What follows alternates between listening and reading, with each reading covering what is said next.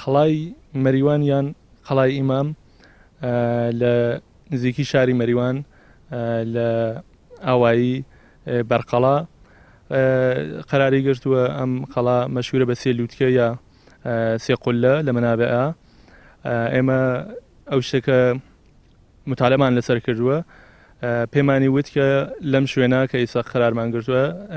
وێساوین ئاسارێکمان هەست لە دەورەی ئیسلامی و کۆنتر لەوە لە مەنابەی ساسانیە کە ئێشارەی پێەکەن دژە شاپور کەوتینە فکرەوە بین بەڕاستیەکی لێ بکەین بزانین وەزعیەتی ئەم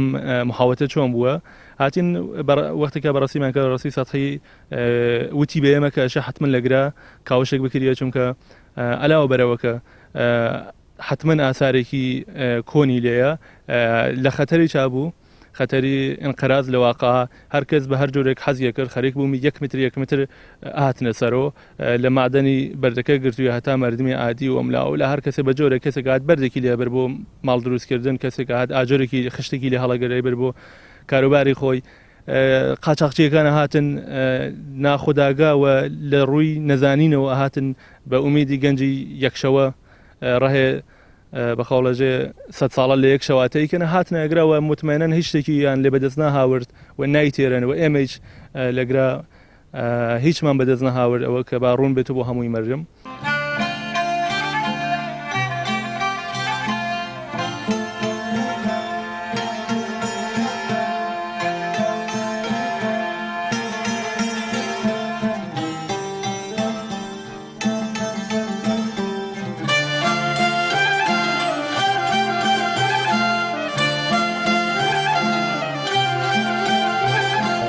دانشگایەکی لەگرا بووەوە عولەمایەکی زۆر لەگرا بۆ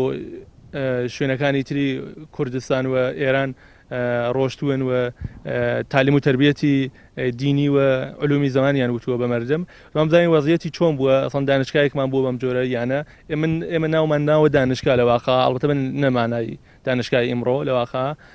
مەدرسەیەکی علومی ئاینی بووە لەگرا بعد هاتین ماماریەکمان بەدەست هێنا کە 11 دانە حجرەمان لێ بەدەستێناوە هەر حجرێک بە ویژگیایەکی دقیقاً قەرینەوە ویژگیەکانیان وەکو یەکە فەزایەکی وەک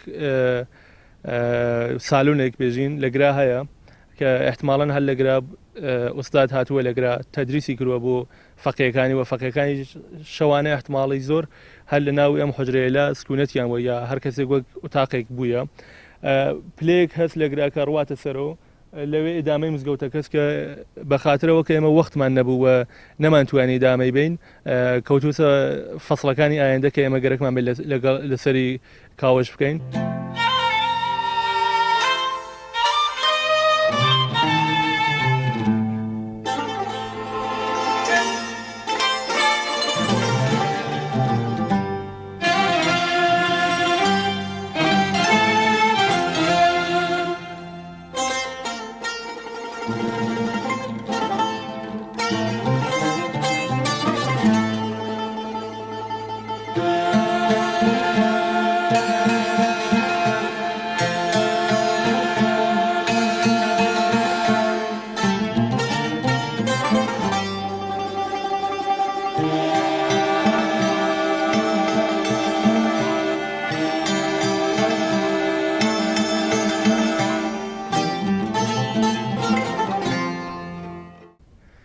ئێمە بۆ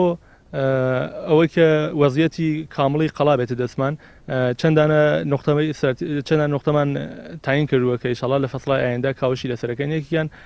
شانشینەکەس کە ئەبێت حتمەن کاری لەسەر بکرێت و ئەوەی کە بزانین وەزعیەتی مردم لەو زمانە وەزعیەتی مەسکونیان معماریان چۆن بۆ بزانین مردمە چۆن زیندگییان کردووە حتمەن لە دامەنەی محاوتەکە دامەنەی قەڵاکە ئێمە بەرنامەمان هەست کە ترانشە باسکەین و بزانین وەزعیەتی معماری مردمی عادی چۆن بووە و لە کناریە وەزعیەتی معماری دینیمان کە ئیسا تقریباً تا حدودێک هاتووە دەست وەزعیەتی معماری حکوومەتیشمان گەرەکە بزانین ئەمانەگەشیان یەک زەنجیرن کە ئەتوانین لە مطالعاتی ئێمە کۆمەک بێت لەم ترانشە ئاسارێک ئێمە بەدەستمان هاورە وتم هەشتان سەفاڵی هزارەی ئەوەڵ سەفاڵی خاکستەری سەفاڵی میکادارێکە زۆرتر مەشهورە بە سەفاڵی مادی ئێمە لەگرا بەدەستمان هێناوە زۆغاڵمان بەدەستێناوە سری ئەسخانش احتمال دەن کە هەر لەگرا هەر لە ئەوڵەوە مرکزێکی ئاینی بووە بەردەوام هەتا دەورە ئیسلامی هەر لەگرا بە تەغیر و تەحوڵاتی لە ئیدۆلۆژی و لە معماریە کە سوورەتی گرژووە لەگرا هەر لەگرا استفادە کراوسە بۆ بەخەڵەجێ دەورەی ئیسلامی و مزگەوت مەدرسە لەگرا بەرپا بووە. بعد نکاتێکە کە ئێمە تەوەجۆی پێ بکەین ئێمە لەگرا ئسکلێتێکمان بەدەستێنا کە ئەو ئسکلێتە ئاشۆفتە بوو وەزیەتەکەی زۆر بحرانی بوو وەختێکە ئەو ئاوارمانە لابرد احتمالماندا کە باتەوەجەکە بەوە قبلەن ذهنیەتێکمان بوو کە یەکدەست ئاجۆرهایەکمان لە کەفا بوو کە کامەڵ یەکدەست لە یەک لایە کامەڵ ڕما بوون و بە ملیە کۆبوون سوال بوومان کە چۆن ئەبێ یەکرا ئەگەر ڕماوە بۆ چیەشە یەکرا یەکدەست ئاوا ڕما بێت کە ئێمە بیرمان لەسەر کردەوە وەختێکا ئەومانە بەدەستێنا وەختێکا سکلێتە بەدەست هات